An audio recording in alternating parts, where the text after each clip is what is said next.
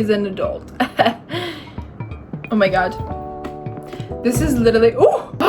Hello. This is literally how it felt seeing Aaron Morna for the first time. Yes! Okay. We'll die!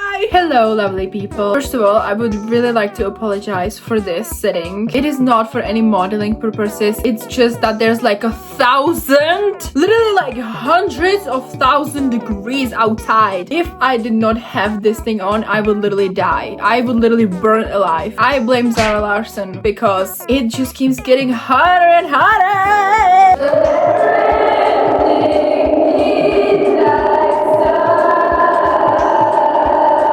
So please excuse all that, but I would literally, like, I would not make it out. It is almost the end of June, and because I know that I won't be able to finish any more books in the month, I wanted to make a video about the books that I have read in May and June combined. I will not be spoiling anything about the book. I just simply want to talk about my review and what are those books about. So yeah.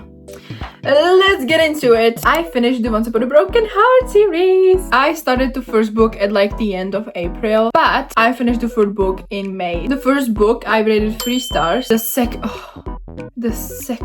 oh my god, oh my god, that was heaven and hell at the same time. The second book I rated 4 stars, and then the third book I rated 3 stars. So I read the last book of the Once Upon a Broken Heart series before the novella. I really love this series. I read Caraval right before it, so it was like a whole experience. It was mwah, chef's kiss. Overall, this series is just so beautiful and it is so magical. Truly one of the most heartbreaking, whimsical and incredibly beautiful love stories ever and forever. This book in particular, I really like this book. I have a reading blog for every single one of these books if you would like to see that. It was so stressful and it was so nerve-wracking. I cannot tell you why because I promise not to spoil it. The betrayal!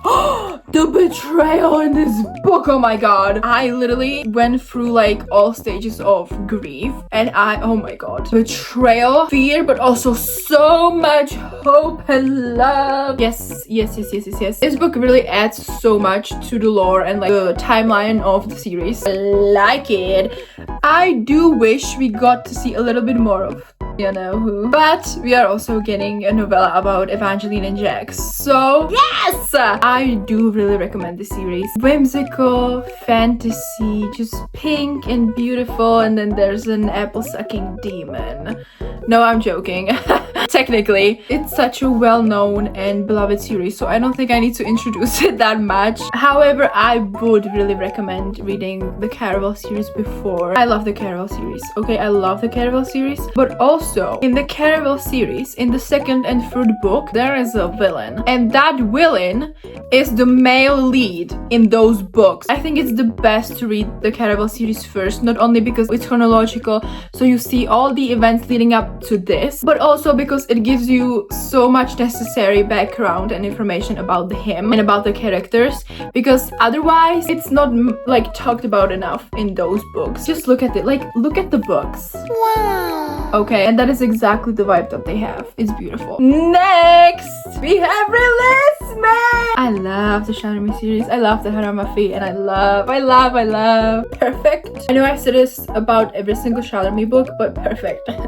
Perfect. I gave it 4 stars. It is the second book out of the Shadow Me The New Republic series, which is basically a spin-off series 10 years after the Shadow Me series. And it's just, thank you, Lord. Thank you, God. Thank you, Tahara Mafi. I love ya. So yeah, it is the second book. So I don't know how much I can say, you know, if you haven't read the first book. You know, it's just like you need to know the information. She never misses. I just don't understand when you compare the first Shadow Me book to the first Shadow Me book to the sixth Shadow Me book to the novellas to this. It gets better, it gets funnier, it gets more romantic, it gets more sad. I am on my knees for everyone involved in this. I do think I preferred Watch Me a little bit more. There were some amazing moments in the book, and I'm so excited to see these characters again, but I do feel like we were sort of in the same place the whole time, which makes sense for the situation. Where else would you go? I just know that there's going to be greater things, okay? I am so excited for the third book, Escape Me. Have you seen the cover? If you have not seen the cover, this is it.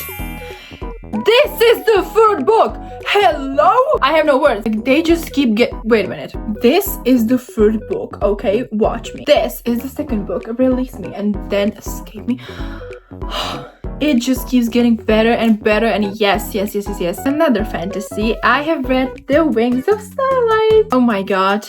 It's been some time since I read this book, and my stomach literally drops every single time that I think about it. It's basically a prequel in the world of Disney Pixie Hollow. The Secret of Wings has been my most favorite Disney Pixie Hollow movie when I was a child, and to read about their backstory as an adult was truly a blessing. Queen Clarion and then Mallory, the Lord of Winter. This is their backstory. This is the prequel. This is what happens. Literally like over 300 years before the movie. The writing was so beautiful. The world was so magical. So magical, so whimsical. The romance was so gentle and just so incredible, and I can't. Of course, she is the warm fairy and he is the winter fairy, so you know, they cannot cross the border, they cannot see each other. Before Clarion becomes the queen, the nightmares escape from the winter woods, from the prison, and they break into the warm seasons.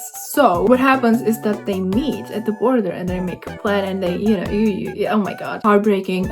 Like, if I have not seen the movie and I would have not known what happens in the movie afterwards, read this book, but also please bring a lot of tissues and prepare the movie, because trust me, you will need to watch it. No matter how many times you've seen it, you will need to watch it again. I gave the book 5 stars. Incredible is all I have to say. It was truly magical. Oh, and there's also a second book coming out, The Wings of Reverie, I think. Yeah, because I started meditating lately. I also read the Finding Peace book, which I had for little ages, so I decided to pick it up. It is basically about the basics of Buddhism and about meditation. It's a very short read. It wasn't like anything, you know, it's very short. I'm definitely no one with the expertise to like speak too deeply about this. The point of view and the writing was very interesting. It wasn't as the other self-help and non-fiction books that I've read before. It was very simple, personal. I felt like it was very informative and it was very straightforward. I gave it 3 stars. I wouldn't say that I learned something like more than I already knew, or that it like changed my life or something, no. But it was definitely a nice book, like, okay. Then I read More Than a Best Friend, or Don't Want You Like a Best Friend. This book has 2 different titles. I don't know if it's because of publishers or something, I don't know. Which is a sapphic historical romance. I gave this book 4 stars. I really liked it. It has very like Bridgerton vibes. The romance is kind of slow burn at the beginning. It's friends to lovers. They meet at a ball. They become friends at first. Basically, both of their parents are widowed and they didn't have happy marriages. You will find out the reasons why, everything, of course. And they find out that their parents basically had a romance like 25 years ago. So what do? What do? They try to set them up together. And as you can guess, you know, they fall in the process. They do fall in the process. Just truly, it was so adorable, so lovely. Oh, I think it was in London. And it's in the 1857. There's also the topic of like women's rights and divorce. And yes, because I like this book, I also bought another book from the author, Like I'm in Love with You, which of course is another sapphic historical romance. Unlike the first one, this is very much Jane Austen inspired. Emma, Pride and Prejudice, very much. It's in 1817 in Bath, as you can see. It was more like rivals to lovers, I would say. Not enemies or something like that, but they did not have a great start. They did feel like attraction and like tension and a pull towards each other, you know. In this book, it started very like platonic, you know, like I adore her, oh my gosh, she's such a good friend, and then she wasn't a friend anymore. But in here, she was genuinely like, oh my god, who is that? But listen, okay, Rosalie is this like the Tons it girl, okay? She has a wealthy, handsome suitor and a rich family. She is sort of seen as like the mean girl, but she isn't a mean girl. And then Catherine returns to Bath with her mother after years. Their mothers were best friends 25 years ago, but something happened. There was like a giant betrayal. They separated ways.